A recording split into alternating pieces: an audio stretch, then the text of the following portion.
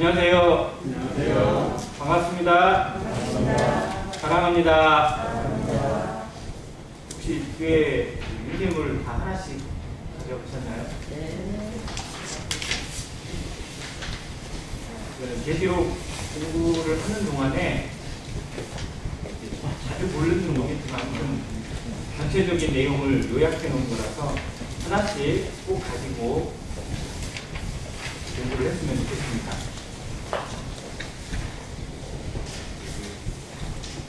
제가 만든 자료는 아니고요. 이 모임에 이런 그림이나 이런 독서를 제일 잘 만드시는 분이 동선교회 이강국 형제님이라고 있어요. 여기 위에 보면 얘들아 이강국 이렇게 이름이 써 있습니다. 그분이 만든 그 자료에 를 제가 이렇게 편집을 하고 확대를 해서 이렇게 너무 작아서 안 보여가지고 확대해서 이렇게 좀 볼만한 걸로 이렇게 좀 만들었는데, 아무튼 다른 자료들을 다 비교해봐도 계시록에 대한 요약이 가장 잘 되어 있는 부분이라고 생각이 되어서 일단 하나씩 드렸습니다. 이 내용은 이제 어떻게 보면 개괄적인 내용만 담겨 있어요. 그리고 오늘은 그 서론 부분에서 이 계시록 개요를 조금 살피고 1장에서 8절까지, 시간 허락하시면 8절까지 교제하는 그 시간으로 갖겠습니다. 내용상 한 주에 한 장을 하기가 좀 버거운 장들이 좀 있어요. 특히 1장이나 2장, 3장이 그렇습니다. 뒤에 가도 좀 그런 장이 나올 수 있는데, 그런 분들은 한 2주에 걸쳐서 한 장을 할 수 있도록 하고, 분량이 작거나 내용이 좀 간략한 데는 한 주에 한 장을 해나갈 수 있도록 생각하고 있습니다. 무슨 성령이 도우셔서 또 성도님들이 함께 기도하고 동참함으로 서로에게 유익이 되고 덕을 끼치는 그런 공부가 되기를 간절히 원하는 마음이 있습니다. 계속 기도해 주시기 부탁드리고, 이 그림 잠깐 보고 가겠습니다. 아웃라인 오브 레벨레이션이라고 요한계시록의 개괄적인 목록을 이렇게 잡아놨어요. 그림으로 보면 대충 어떤 내용인지 좀 이해가 되실 것 같은데, 먼저 빨간 부분이 표시되어 있는 것이 내 본 것이라고 되어 있습니다. 이게 1장에서 그리스도를 보고 또 천사가 보여주는 예수 그리스도의 모습을 보고 그분의 음성을 듣고 이제 계시를 시작하게 되는 부분을 이야기하고 있습니다. 어떻게 보면 1장이 요한계시록이 제일 중요해요. 그래서 이 부분을 좀 집중적으로 먼저 다루고, 그 다음에 이제 있는 일이라고 되어 있어요. 이게 1장 19절에 있는 말씀을 그대로 옮겨놓은 건데요. 그러므로 이제 내가 본 것과 지금 있는 일과 장차 될 일을 기록하라 라고 말씀하셨거든요. 본 것이 있고요. 그리스도를 봤어요. 그리고 이제 있는 일, 지금 있는 일이에요. 그러니까 사도 요한이 있는 당시에 지금 현재 상황에서 있는 일, 이거는 교회 시대를 의미합니다. 근데 이제 당시에 있는 그 교회를 보여줄 뿐만 아니라 성령이 주관하시고 은혜가 주관되어지는 시대, 우리가 하기에는 이방인들의 시대, 교회 시대를 지금 있는 일, 이제 있는 일이라고 이렇게 표현했는데, 이것이 계시록에 보면 2장과 3장에 나와 있는 7교회에 주는 내용들로 나타나 있습니다. 그리고 뒤에 이제 계시록의 전반적인 내용은 이제 예언이잖아요. 장차 될 일이에요. 앞으로 계속 일어날 일들에 대해서 보여주고 있습니다. 그래서 장차 될 일을 조금 나누면 4장과 5장, 제일 밑에 써 있는 것은 계시록에 있는 장을 표시하는 거거든요.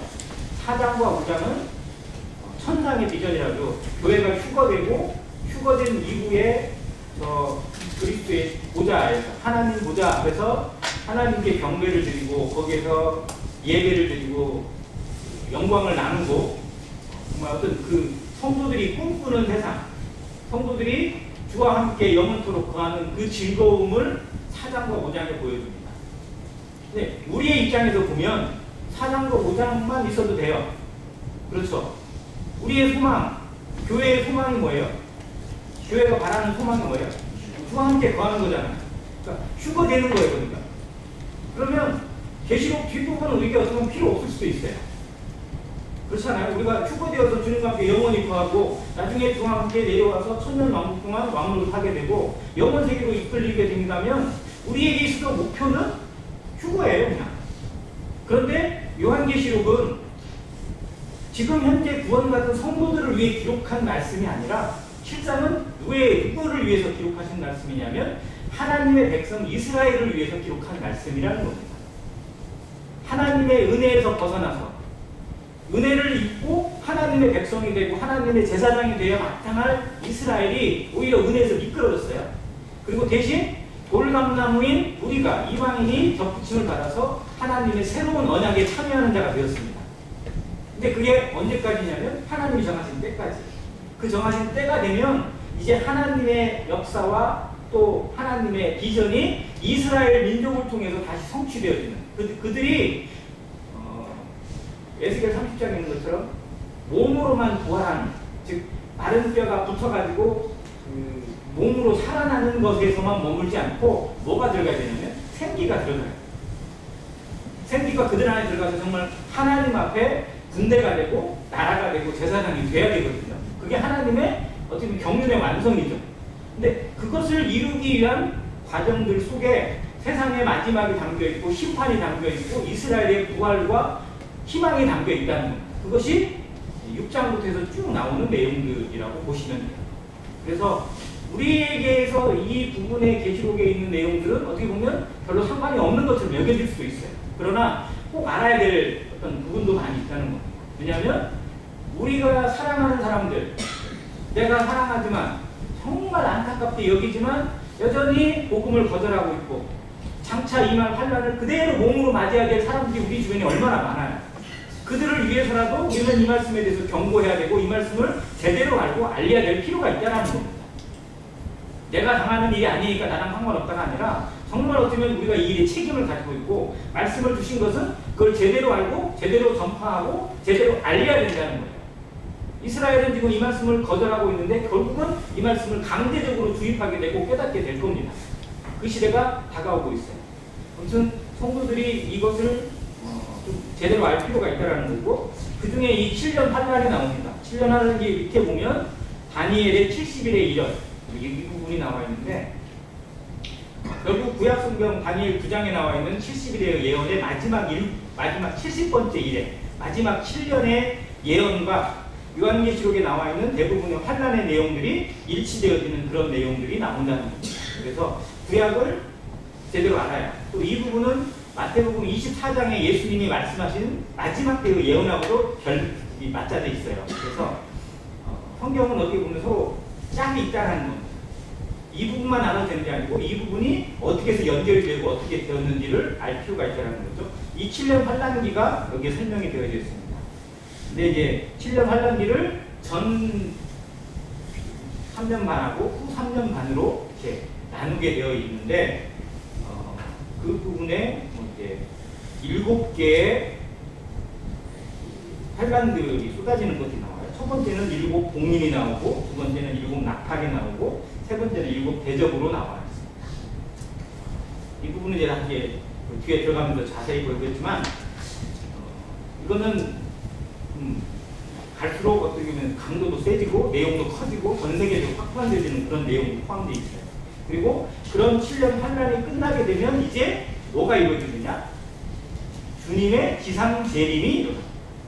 이게 유대인들에게 주시는 주님의 예언의 성취예요. 즉 이때 우리가 흔히 말하는 것처럼 아마겟돈 전쟁도 이야기를 하고 이스라엘이 정말 온 열방에 의해서 멸망을 당할 뻔한 위기에 누가 나오시냐면 주께서 강림하시면서 극적인 승리와 함께 하나님의 백성들을 인도하는 이 지상재림이 이루어진다고 이야기하고 있습니다. 이 부분은 스가랴 12장하고 연결이 되어 있습니다. 아무튼 그렇게 이 19장의 지상재림을 설명하고 있고, 지상재림한 이후에 사단이 속박이 되어지고 이 땅에서는 어떤 일이 일어나면 주님께서 내려오실 때에 우리들 성도들이 함께 이 땅에 내려와서 천년 왕국을 통치하게 되는 왕 같은 그런 정말 왕과 같은 그런 모습으로 통치하게 되는 주의 백성으로 나타나게 됩니다. 그때는 통치가 누구냐면 주님이 통치하시고 성도들이 교회가 통치하고요. 또 누구요? 이스라엘. 14만 4천이라고 이렇게 기록되어 있는 이스라엘이 회복이 되어져서 함께, 즉 지금은 이스라엘이 교회와 분리되어 있잖아요. 하나님의 나라에서 분리되어 있잖아요.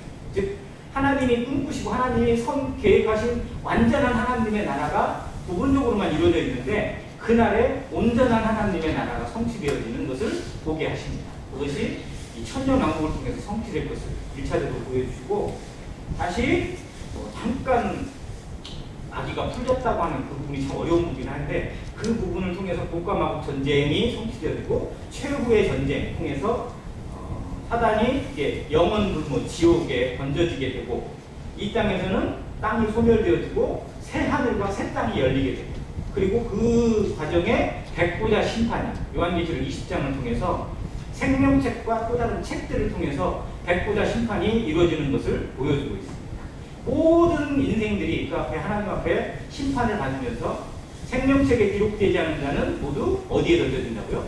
불못에 던져지는, 정말 가장 무서운 심판이 이때 이루어진다고 기록되어 있습니다. 그리고 그 심판 이후에는 하나님의 영원 세계로 들어가게 됩니다. 그래서 새 하늘과 새 땅이, 새 예루살렘이 나타나고 영원한 세계에 들어가는 그런 모습들을 계시록이 보여주고 있고, 이것을 소망하는 성도들이, 교회가 뭐라고 얘기하냐면 아멘 주 예수여 오시옵소서라고 하면서 계시의 모든 것들이 마무리가 되는 것으로 나타납니다. 무슨 그런 흐름을 가지고 있는데, 먼저 한 가지 아셔야 될 것은 계시록에 있는 이 내용이 전부 다 시간수는 아니라는 겁니다. 대개는 시간적인 흐름을 가지고 나타나 있어요. 이거 다음에 이게 오고, 예를 들어서 뭐 7인을 뗐다 그러면 첫 번째 이 떼고 두 번째 이 떼고, 이건 시간이 맞아요. 시간 순서가. 근데 그 중간중간에 계시록이 좀 어려운 부분이 뭐냐면 삽입이 들어가 있다는 거예요. 이제 이 삽입의 부분들이 도대체 이게 뭘 의미하는 거냐, 뭐 그런 것들이 되게 이제 뭐냐면 두 증인이 나오고, 또 무슨 선지자 뭐가 나오고, 이런 것들이 나올 때 이게 여기에 포함되는 거냐 다른 내용이냐, 이 부분이 되게 어려워요. 그래서 그런 삽입에 있는 내용들을 조금 더 주의해서 공부를 했으면 좋겠다라는 생각이 있습니다. 아무튼 되게 그 계시록을 한 번쯤은 다 별도로 공부를 다 하셨을 거예요. 웬만한 성도님들은 어떠한 내용을 통해서든지, 동영상을 통해서, 책을 통해서든지, 아니면 교회에서 성경 공부를 통해서든지 간에 한 번씩 이상씩은 접했을 텐데, 그래도 배워도 모르는 게 그런 성경에 있는 내용이라서 이번 기회에 조금 더 살펴보고 갔으면 좋겠다는 생각을 합니다. 먼저 1장 보도록 하겠습니다. 예수 그리스도의 계시라. 이는 하나님이 그에게 주사 반드시 속히 일어날 일들을 그 종들에게 보이시려고 그의 천사를 그종 요한에게 보내어 알게 하신 것이다. 이게 계시록의 핵심 내용입니다. 자, 보세요. 예수 그리스도의 계시예요. 누구의 계시예요? 예수 그리스도의 계시. 사람의 계시가 아니에요. 사람이 만든 것도 아니고 사람이 일으키는 것도 아니고 하나님이 주시는 계시입니다. 자, 신약 성경에서 이처럼 예수 그리스도의 것으로 성취되어지는 두 가지가 있는데, 마가복음 1장 1절에 보면 하나님의 아들 예수 그리스도의 복음의 시작이라고 되어 있어요. 이게 맞는지 안 맞는지 저도 좀 헷갈리긴 한데, 타 복음서 중에 가장 먼저 기록된 복음서를 어떤 사람은 마태복음이라고, 어떤 사람은 마가복음이라고 합니다. 근데 저는 개인적으로 마가복음이 제일 먼저 기록된 것으로 여겨져요. 왜냐하면 마가복음이 가장 짧지만 마태복음이나 누가복음에 있는 내용들을 거의 다 포함하고 있거든요. 자, 아무튼 그 시작이 뭐냐? 하나님의 아들 예수 그리스도의 복음의 시작이라고 시작되어 있습니다. 그리고 요한계시록은 예수 그리스도의 계시라고 선언을 해주고 있습니다. 자, 성경에 있는 주 내용이 뭐냐? 복음과 계시예요. 복음과 예언이에요. 복음은 예수 그리스도를 통해서 구원받는 것이고, 계시는 그리스도 안에 있는 사람들, 세상에 있는 사람들이 어떻게 될 것인지를 하나님이 보여주신다는 겁니다. 아무튼 이 은혜와 또 뒤에 나타날 경고에 대해서 우리가 들을 수 있고 깨달을 수 있다는 사실을 다시 한번 생각하고, 그걸 보여주시면서 이걸 설명해주고 있어요. 하나님이 그에게 주사 반드시 속히 일어날 일. 속히 일어날 일이라는 표현이 성경에서 우리가 느낄 때 좀 이 체감이 잘 안 되는 부분 중에 하나예요. 주님께서 내가 더디게 오리라고 하셨어요. 속히 오리라고 하셨어요. 그래서 가실 때, 제자들을 떠나 가실 때 내가 어떻게 오신다고? 속히 오리라고. 내가 다시 너에게 오겠다고. 속히 온다고 했어요. 근데 아직까지 안 오셨어요. 느낌에 뻥치시는 것 같다. 뭐 이렇게 말하는 사람도 없잖아 있고. 그런데 하나님의 시간과 우리가 느끼는 시간의 개념의 차이는 엄청나다는 겁니다. 영혼에 비하면 이 2000년은 아무것도 아니에요. 하나님이 베드로서에 있는 것처럼 이 더디게 우리가 생각할 때 더디게 오시는 그 이유가 무엇인지 제대로 알면 정말 하나님의 마음을 좀 우리가 알아갈 수 있어요. 하나님이 왜 이렇게 말씀하셔놓고 세상이 이렇게 악해지는데도 이렇게 타락해지는데도 그냥 놔두시는 것 같고 포기하시는 것 같고 하지만 실상은 그게 아니라는 거죠. 하나님이 얼마나 간절하게 이 땅을 정말 두드리고 있고 사람들의 마음을 두드리고 있고 성도들을 정신 차리라고 정말 일어나서 하나님의 일을 제대로 하라고 우리를 깨우시는 그런 마음을 깨닫는다면 말씀을 서투로 대할 수 없다는 사실을 우리가 한번 생각해야 됩니다. 속히 될 일이에요. 이건 반드시 일어날 일입니다. 그리고 그 종들에게 보이시려고 하나님의 그 일하는 사람들에게 보이시려고 그의 천사를 그 종 요한에게 보내어서 알게 하십니다. 이 사도 요한이 어떻게 보면 대표성을 가지고 있는 사람으로 나타나 있습니다. 자, 예수님 당시에 예수님에게 세례를 베푼 사람이 누구죠? 여기 역시 요한이에요. 그렇죠? 이 사람은 우리가 침례 요한이라고 부릅니다. 여기에 이 계시를 받은 사람은 같은 요한, 이름은 요한인데 우리는 사도 요한이라고 부릅니다. 이 요한이라는 두 이름이 정말로 성경에서 아주 위대한 일을 해요. 세례 요한, 침례 요한은 인류를 대표해서 예수 그리스도에게 뭐를 하는 거예요? 침례를 베풀어요. 그 일이 정말 공적으로 엄청나게 중요한 일입니다. 왜냐하면 인류의 모든 죄가, 세상의 모든 죄가, 그래서 그 이튿날 요한이 예수께서 자기에게 나오심을 보고 뭐라고 한다고요? 보라, 세상 죄를 지고 가는 하나님의 어린 양이요. 그러니까 침례를 베푼 것이 하나님의 이름으로 온 세상을 대신해서 인류를 대신한 사역의 의미가 담겨 있어요. 대표자라는 의미가 담겨 있어요. 그래서 자기를 통해서 그 죄가 예수 그리스도에게 전가되는, 그래서 사람의 모든 죄가 예수 그리스도에게 전가되어지는 중요한 공적인 행사가 바로 그 침례식이에요. 그래서 예수님이 침례를 받으러 나오려고 할 때 요한이 그랬어요.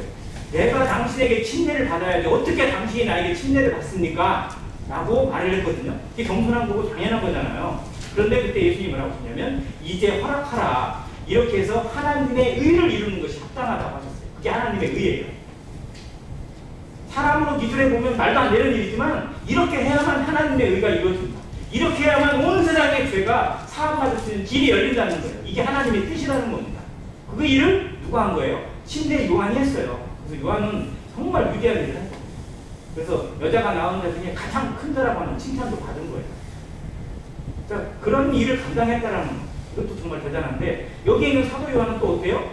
교회를 대표해서 온 성도를 대표하는 이름으로 천사로부터 하나님이 주시는 계시를 받은 겁니다. 교회를 대표하고 모든 성도들을 대표하는 대표성을 이 요한이 가지고 있어요. 우리가 아는 것처럼 이 사도 요한이 이 계시를 받은 때가 반모섬이라는 곳에서 유배 생활을 하고 있을 때라고 알려져 있습니다. 사도 요한이 노년까지 오래 살았어요.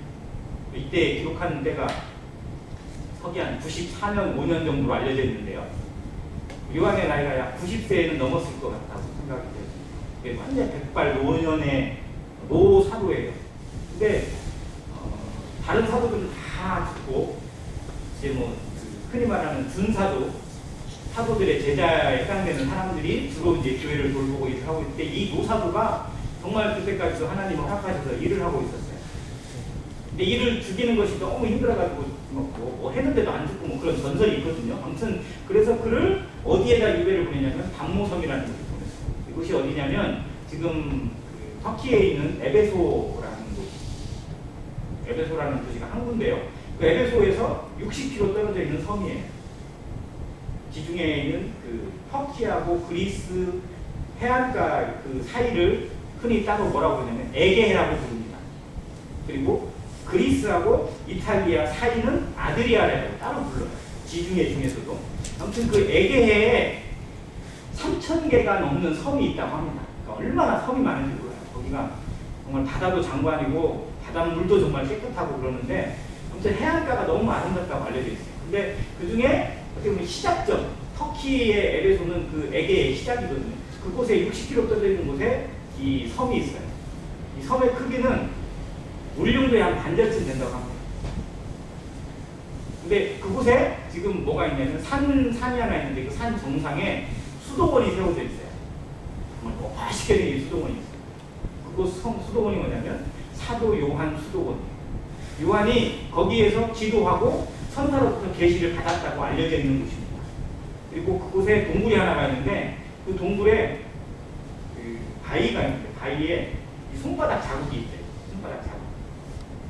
그 손바닥 자국이 뭐냐면 요한이 매일같이 기도하고 일어날 때 이게 몸이 무거워서 못 일어나잖아요. 그래서 바위를 손바닥으로 이렇게 짚어서 하도 짚어가지고 손이 패였대요. 그렇게 알려져 있는 곳이라고 합니다. 그래서 그 성기순례를 가거나 뭐 거기를 찾아간 사람들이 그 동굴에 가서 그 손바닥을 보면 정말 감동을 받는 거 알려져 있습니다. 아무튼 그 실제적으로 있어요. 지금 섬의 이름이 반모섬이 아니고 파투모스인가요? 아무튼 그런 이름으로 지금 되어 있는 섬이 있습니다. 그래서 그곳에서 받았다고 뒤에 보면 알려져 있어요. 자, 이 계시가 얼마나 하나님에게 있어 중요한지, 교회 성도들에게 중요한지, 그리고 하나님의 백성으로 알려져 있는 이스라엘에게 중요한지 당시에는 아마 요한도 잘 몰랐어요. 근데 요한이 어마어마한 것을 보게 됩니다. 정말 사람의 눈으로 볼 수 없는 것들, 사람의 귀로 들을 수 없는 것들, 사람이 감히 상상도 할 수 없는 것들을 하나님이 직접 보여주시고 들려주시고 알려주시는 거예요. 자, 모세가 시내산에서 40일 동안 하나님과 동행하면서 정말 말도 못할 하나님의 영광을 바라봤어요.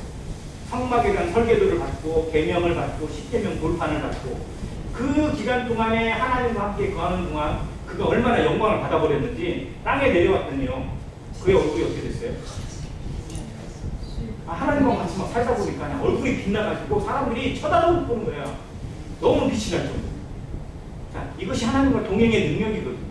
자, 요한이 정말 그 노년에 죽음을 앞두고 있는 그때에 이 하나님의 계시를 받고 하나님의 말씀을 받고 정말 그의 삶에 얼마나 많은 소망과 기쁨과 찬양이 있었을지 생각해 보게 됩니다. 근데 이 똑같은 경험을 사도 바울도 했어요. 고린도후서 12장에 보면 사도 바울이 자신도 셋째 하늘에 갔다 왔다고 고백한 내용이 있거든요. 하나님의 영광을 볼 수 있는 이 특별한 기회, 하나님의 나라를 볼 수 있고 하나님의 그 비밀을 볼 수 있는 거예요. 이건 정말 놀라운 특권이거든요. 모든 성도들이 다 누릴 수 없어요. 근데 정말 성도들은 이것을 위해서 기도할 필요도 있어요. 하나님 나에게 보여주시가 아니라 하나님 앞에 정말 비밀을 깨달아가는 자로, 하나님의 비밀에 동참하는 자로, 하나님과 동행하는 자로, 하나님의 그 얼굴빛을 내 마음에 받아서 정말 빛이 나고 광채가 나고 모든 사람 앞에 이 선한 빛이 날 수 있는 그런 사람으로 내 인생을 이끌어가는 할 기도가 필요합니다. 그것이 성도들의 어떻게 보면 숙명이 아닐까요? 우리가 살아있는 이유가 아닐까요? 우리가 세상에 존재하는 이유가 뭘까요? 하나님을 보여주기 위하십니다. 하나님의 말씀을 드러낼 뿐만 아니라 세상에 하나님이 살아계시고 하나님이 함께 하시는 사람이 어떠한 것인지를 우리를 통해서 보여주시기 위해서 우리에게 기회를 주셨다고 믿습니다. 그래서 말씀 앞에 순종하면서 하나님의 영광을 동참하고 하나님 앞에 기도하면서 그 비밀을 깨달아가고, 제가 전에 한 말씀 드려요. 기도의 원칙 333 법칙 얘기하셨죠? 333 어디 33장? 예레미야 33장 3절. 너는 내게 부르짖으라. 내가 내게 응답하겠고 내가 알지 못하는 크고 비밀한 일을 누구에게? 너에게 보이리라 라고 언약하셨어요. 하나님 앞에 기도하고 하나님 앞에 살기라고 하나님을 닮아가고자 하는 사람에게요 하나님이 비밀을 보여주세요. 근데 자격도 안 되고 자기를 돌보지도 않는 사람에게 보여줄 수는 없는 거거든요. 하나님 앞에 그런 모습으로 갖춰지는 그릇에게 하나님이 보여주시기 원합니다. 우리 성도들이 정말 하나님의 비밀을 담고 하나님의 그 영광에 참여하는 아름다운 삶으로, 정말 빛이 나는 삶으로 남은 인생들을 살아가기를 간절히 바랍니다. 아무튼 사도 요한이 이걸 봤어요. 그거 하나님 말씀하셨어요. 3절이 저는 오늘의 주제입니다. 같이 읽겠습니다. 3절 시작. 이 예언의 말씀을 읽는 자와 듣는 자와 그 가운데 기록한 것을 지키는 자는 복이 있나니 때가 가까우니라. 아멘. 네. 요한계시록에 복이 있다라는 구절이 7번 나옵니다. 마태복음에서는 8복을 얘기했는데요. 요한계시록에는 7복이 나옵니다. 그래서 첫 번째 나오는 복 있는 자가 뭐냐면 여기 있는 것. 이 예언의 말씀을 읽는 자와 듣는 자 그리고 그 가운데 기록한 것을 어떠한 자? 지키는 자가 복이 있습니다. 그런데 뭐 어렵게 들어가려고 하는 게 아니고요. 그러니까 이 예언의 말씀을 읽는 자는 성경의 원어에 단수로 기록되어 있어요. 읽는 사람이라고 되어 있어요. 그러니까 읽어주는 사람이에요. 이 말씀을 가르치는 자입니다. 이 말씀을 들려주는 자예요. 이 말씀을 해석해주고 알려주는 자를 여기서 이렇게 말하는 단수로 표현이 되어 있고요. 듣는 자들이에요. 그리고 뒤에 있는 말씀, 기록한 것을 지키는 것도 자들이라고 해서 복수로 되어 있어요. 그리고 이건 뭐 따지자는 게 아니고요. 당시에는 성경이 일반화되어 있지 않았어요. 그리고 이 계시록의 말씀도 결국은 사도 요한이 자기가 기록해서 그냥 어떻게 보면 한 권만 가지고 있는데 원본만. 그거를 읽어줘야 돼. 알려줘야 돼. 선포해줘야 돼. 가르쳐줘야 돼. 그리고 이 성도들은 어떻게 해야 돼요? 그 말씀을 들어야 돼. 어떻게 들어야 돼요? 잘 들어야 돼. 왜냐하면 책이 없으니까. 이 시대의 성도들이요 얼마나 믿음이 좋았을지 한번 생각해보세요. 성경이 없어요. 근데 하나님 말씀을 순종해야 돼요. 그러면 들을 때 어떻게 들어야 돼요? 하나라도 빼먹으면 안 되는 거예요. 잘 들어야 돼요. 혹시라도 회람 문서가 오잖아요. 그러면 정말 막 달달달 외울 만큼 막 열심히 읽어야 돼요. 그런 자세로 말씀을 듣고 그런 자세로 말씀을 받기 때문에 순종이 쉬웠어요. 순종하는 것이 기본이었어요. 이 시대는 성경 말씀이 그냥 너무 흔해가지고요. 말씀이 말씀 같지 않고 말씀이 말씀의 능력을 발휘하지 못하고 성도들의 삶을 움직이지 못하고 중심을 이끌지 못하고 다른 것에 그냥 섞여가지고 말씀인지 아닌지 하나님인지 세상인지 구분이 안 되는 희미한 모습 가운데 거할 때가 너무 많다는 겁니다. 우리가 말씀을 잘 압니까? 정말 말씀을 잘 안다고 생각하세요? 그렇다면 그것이 내 삶에 어떠한 순종으로 나오는지 세상 사람들이 믿지 않는 자들이 나를 통해서 하나님의 말씀을 어떻게 느끼고 있는지 어떤 하나님을 만나고 있는지 이것이 증거입니다. 실상. 그래서 우리는 더 책임이 커요. 그래서 이 말씀은 정말 우리가 두려움으로 받아야 됩니다. 말씀을 읽는 자, 우리는 말씀을 읽는 거 밥만 먹으면 하루에도 몇십 장씩 읽을 수 있고요. 심지어는 조금만 시간 더 투자하면요 신약성경은 하루에도 다 읽을 수 있어요. 옛날에 정말 막 빨리 읽을 때는요 구약성경 한 반절을 하루에 읽은 적도 있어요. 읽기 시작하니까 막 넘어가더라고요. 나중에 보니까 내가 뭐 읽었는지 모르겠는데 아무튼 읽는 거. 근데 그게 정말 읽은 걸까? 듣기 쉬워요. 유튜브로 듣기도 쉽고 설교 말씀을 듣기도 쉽고 누군가가 전해주는 말을 듣는 것도 대단히 쉬워요. 왜? 귀는 항상 열려 있으니까. 그런데 제대로 들었느냐는 겁니다. 이 듣는다라는 말은 듣고 행한다는 말이 포함되어 있어요. 듣고 따른다라는 말이 같이 들어있어요. 네, 들을 때 어떤 자세로 듣느냐, 어떤 자세로 보고 있느냐, 그것은 뒤에 있는 것에 따릅니다. 그 말씀을 어떻게 하는 거예요? 지키는 것. 그 말씀에 자기의 삶을 걸고 자기 인생을 걸고 이것이 말씀을 보고 말씀을 듣는 겁니다. 그래서 성경은 이것을 얘기해주고 있고 읽는 자와 듣는 자와 그 가운데 기록한 것을 지키는 자는 복이 있다고 말씀하셨어요. 그리고 그 이유가 뭐냐? 때가 가깝다.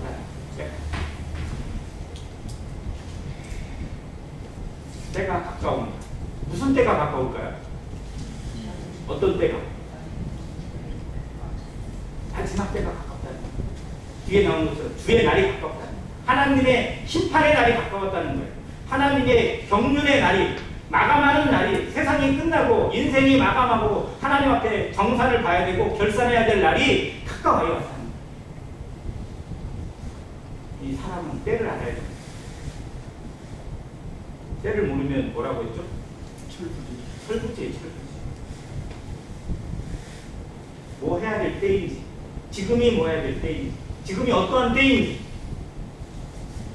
정치, 뭐 경제, 뭐 이런 것도 실제로는 때를 잘 알게 하지만 성령 안에서, 신앙 안에서 정말 내게 하나님이 맡기신 지금의 오늘이 무슨 때인지, 하나님의 뜻이 무엇인지 분별하고자 하는 기도가 정말 필요합니다. 때가 가까이 왔습니다. 그 마음으로 요한계시록을 같이 공부하게 되길 바라고, 모든 성경이 이런 마음으로 보게 되길 바랍니다. 요한은 7교회에 편지합니다. 여기 7교회는 실제로는 소아시아에 있는 7교회지만 실상은 모든 교회를 포함하고 또 모든 성도들을 포함합니다. 그건 이제 2장과 3장을 공부할 때 따로 보게 될 거고요. 자, 그러면서 어떻게 편지를 보냈냐? 이제도 계시고 전에도 계셨고 장차 오실 이와 그의 보좌 앞에 있는 7영과 또 충성된 증인으로 죽인 자들 가운데서 먼저 나시고 땅의 임금들의 머리가 되신 예수 그리스도로 말미암아. 정말 장황하게 설명이 되는데요. 이 부분이 바로 삼위일체 하나님을 그대로 그려주고 있습니다. 첫 번째 나와 있는 이제도 계시고 전에도 계셨고 장차 오실, 이건 나중에 8절에 나오거든요. 나는 알파와 오메가, 이제도 있고 전에도 있었고 장차 올 자요 전능한 자. 하나님이 자기를 표현하는 표현이에요. 하나님을 표현할 때, 정말 하나님을 어떻게 표현해야 될지 모를 때 이제도 있고 전에도 있었고 장차 오실 분, 뭐 이런 표현이 있습니다. 아무튼 하나님이 이름으로, 그리고 7영이라는 표현이 성령을 표현하는 또 다른 표현 중에 하나라고 알려져 있습니다. 성령의 역사가 실제로는 7가지에 국한된다는 게 아니고 모든 것을 채운다는 거예요. 왜냐하면 계시록에 나와 있는 7이라는 숫자는 단지 7이라는 숫자가 아니라 실상은 어떤 거냐면 완전수를 의미해요. 하나님 앞에 주어져 있는 완전수, 채워져 있는 수를 의미합니다. 그래서 심판도 꽉 채워져 있고 은혜도 꽉 채워져 있는 것. 교회도 7교회를 얘기하는 것은 하나님 안에 꽉 채워져 있는 어떤 그런 경륜을 의미하는 숫자가 담겨 있습니다. 아무튼 7영은 성령을 의미해주고 있고, 그리고 뒤에 있는 예수 그리스도의 이름으로 모든 교회에게 뭐라고 얘기하냐면 은혜와 평강이 너희에게 있기를 원합니다. 사도 바울도 그의 서신서에 항상 인사말이 뭐냐면 은혜와 평강이 있기를 원했습니다. 우리도 은혜와 평강이 있기를 원합니다. 우리가 정말 세상에서 살아가는 동안에 또 그리스도 안에 살아가는 동안에 평강을 원해요. 평안을 원하고 화평을 원합니다. 그런데 그 화평은 무엇으로 오냐면 은혜로부터 오는 것입니다. 은혜와 평강은 짝꿍이에요. 은혜와 진리도 짝꿍일 뿐만 아니라 은혜와 평강이 정말로 우리 삶을 채워주고 성도의 삶을 윤택하게 하는 짝꿍입니다. 은혜 아니면 우리에게 평강이 없어요. 돈이나 명예나 권력이나 그 어떠한 것도 우리에게 진정한 평강을 줄 수는 없습니다. 우리는 어디서부터 평강을 받습니까? 은혜로부터 받습니다. 은혜 아니면 살아갈 수가 없는 라는 노래도 있고, 은혜 아니면 나서지 못하는, 이렇게 하는 노래도 없잖아요. 그 모든 가사들이 실상은 아마 이런 성경 구절을 묵상하면서, 하나님의 은혜를 묵상하면서, 그리스도의 십자가의 은혜를 묵상하면서 그의 삶과 연결시킨 고백이라고 생각되어집니다. 아무튼 우리도 모든 것이 은혜로부터 주어진다는 사실을 늘 잊지 않고 정말 은혜 가운데 강한 자, 은혜 가운데 충만한 자로 살아가기를 간절히 바랍니다. 자, 아무튼 그렇게 얘기해놓고요. 다음, 우리를 사랑하사 그의 피로 우리 죄에서 우리를 해방하시고, 자, 그리스도께서, 하나님께서, 삼위일체 하나님께서 우리를 사랑하셔서 그리스도의 피로 우리 죄에서 해방하셨어요. 자, 그리고 그게 끝인가요? 뒤에 있어요, 없어요? 뒤에 있어요. 뒤에 뭐가 있어요? 6절에 보니까 그의 아버지 하나님을 위하여, 우리가 구원받은 이유가, 우리를 살리신 이유가 무엇인지 제대로 알아야 돼요. 그의 아버지 하나님을 위한 거예요. 하나님의 영광을 위한 거예요. 근데 무엇으로 하나님께 영광을 돌리느냐? 우리를 뭘로 세우셨다고요? 뭘로 삼으셨다고? 나라와 제사장으로 삼으신 그에게 영광과 능력이 세세토록 있기로. 여기에 나라와 제사장이라는 표현이 나옵니다. 자, 우리를 하나님의 무엇으로 세우셨어요? 나라로, 또 제사장으로 세우셨어요. 내가 하나님의 나라라는 표현이 어떻게 받아들이세요? 내가 하나님의 나라. 이거하고 비슷한 표현이 뭐냐면 베드로전서 2장에 있는 것처럼 택하신 족속이라는 것, 또 백성이라는 그런 의미예요. 근데 여기에 있는 원어를 제가 봤더니요, 어떻게 되냐? 한글로 생각해요. 우리를 나라, 곧 제사장으로 삼으신이라고 해서 있어요. 자, 나라라는 표현이 뭐라고요? 똑같은 말이 제사장이라는 말이에요. 자, 이 나라라고 하는 표현이 신약 성경에서 참 어려운 단어 중에 하나거든요. 자, 왜냐하면 마태복음의 주제가 하나님의 나라예요. 천국이에요. 자, 우리는 천국이라고 하는데 실상은 다른 표현에서는 하나님의 나라라고 볼 수 있어요. 하나님의 나라와 천국이 같은 거예요? 다른 거예요? 같은 거예요? 다른 거예요? 같은 겁니다. 하나님의 나라가 천국이에요. 근데 우리는 천국 하면 뭐가 떠오르세요? 천국 하면 건물이 생각나요. 건물이. 맛있는 12보석이 가득 차 있고 정금이 깔려 있고 막 그 건물이 떠오르는 거예요. 근데 이걸 깨뜨려야 돼요. 그 건물이 중요한 게 아니에요. 하나님의 나라는 누가 하나님의 나라예요? 내가 하나님의 나라예요. 하나님의 나라를 의미하는 이 헬라어가 바실레이아라는 단어인데요. 이게 건물이나 건축물을 의미하는 게 아니에요. 통치권을 의미해요. 통치권. 그리고 사람을 의미합니다. 하나님의 통치가 들어간 사람을 의미해요. 이게 나라라는 의미예요. 즉 주권이 누구에게 있느냐라는 거예요. 자, 우리가 구원받기 전에는 우리의 주권을 누구에게 뺏겼어요? 죄에게 뺏겼어요. 마귀에게 뺏겼어요. 그래서 마귀가 끄는 대로, 죄가 이끄는 대로 살았어요. 죄인이에요. 죄인. 자, 그러나 이제 의인이 됐어요. 그럼 무엇이 우리를 이끄는 거예요? 하나님의 의가 이끄는 거예요. 성령이 이끄는 겁니다. 하나님이 주인 된 거예요. 하나님의 통치권을 우리가 가지고 있는 거고 하나님의 통치권이 우리를 통해서 행사되는 겁니다. 하나님이 우리 안에 왕이 되고 우리 안에 주가 되는 겁니다.